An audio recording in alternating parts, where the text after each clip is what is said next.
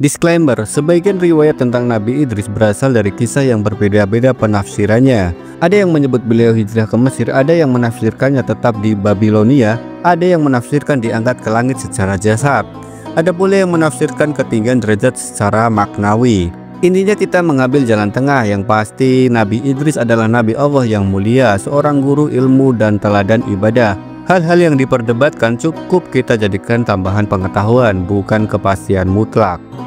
Catatan penting, kisah Nabi Idris dalam Al-Quran dan hadis sangat singkat, hanya menyebut sifat beliau yang sidik, seorang nabi dan diangkat ke martabat tinggi. Karena itu, riwayat tambahan yang beredar hanyalah tafsiran dan cerita turun-temurun. Maka kita tidak bisa menjadikannya detail sejarah yang pasti, hanya sebatas pelajaran dan ibroh. Bab 1. Lahirnya Nabi Idris. Beberapa generasi setelah Nabi Adam alaihissalam wafat, lahirlah seorang anak dari keturunan Nabi Syed, dialah Idris.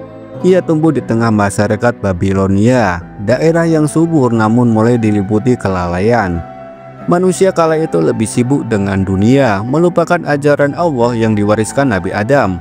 Di saat manusia mulai jauh dari agama, Allah memilih seorang hamba saleh dari keturunan Adam, dialah Idris yang kelak diangkat menjadi nabi. Bab 2. Ilmu dan kecerdasan Idris. Sejak muda, Nabi Idris dikenal cerdas. Allah karuniakan padanya ilmu dan pemahaman yang tidak dimiliki kaumnya. Dialah orang pertama yang menulis dengan pena. Ia mengajarkan hitungan, ilmu perbintangan, bahkan cara mengobati penyakit. Idris juga memperkenalkan pakaian dari kain, menggantikan kulit hewan yang selama ini dipakai manusia.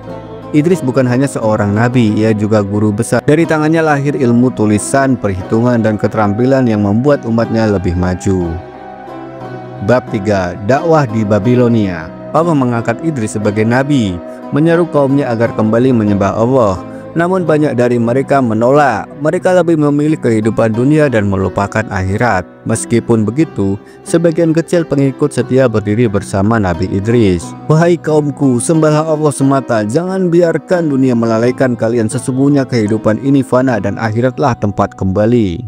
Bab 4. Hijrah ke Mesir. Karena banyak penentangan, Nabi Idris membawa para pengikutnya berhijrah meninggalkan Babilonia. Perjalanan panjang itu akhirnya membawa mereka ke Mesir. Di negeri baru ini, Nabi Idris mengajarkan tauhid, membangun masyarakat yang beradab, dan menanamkan ilmu yang bermanfaat. Dari Babilonia ke Mesir, Nabi Idris membawa cahaya iman. Di tanah baru ini, ia membimbing manusia dengan ilmu dan wahyu. Bab 5. Ibadah yang mengagumkan. Nabi Idris bukan hanya guru ilmu, tapi juga teladan ibadah. Beliau banyak berpuasa, sholat malam, dan berdoa hingga malaikat kagum melihat ketaatannya. Riwayat menyebut malaikat memohon agar Allah mengangkat derajat Nabi Idris. Nabi Idris hidup dengan dua kekuatan, ilmu dan ibadah. Siang hari ia mengajarkan manusia, malam hari ia tenggelam dalam doa. Bab 6. Diangkat ke martabat tinggi. Allah menegaskan dalam Al-Quran, dan kami telah mengangkatnya ke martabat yang tinggi. Ada riwayat yang menyebut Nabi Idris diajak malaikat naik ke langit hingga ia wafat di langit keempat. Ada pula yang menafsirkannya ayat ini sebagai ketinggian derajat, bukan jasad. Yang pasti Allah muliakan Nabi Idris di antara nabi-nabinya. Ketaatan Nabi Idris dibalas dengan kemuliaan. Allah angkat dirinya ke derajat yang tinggi, menjadi teladan bagi generasi setelahnya.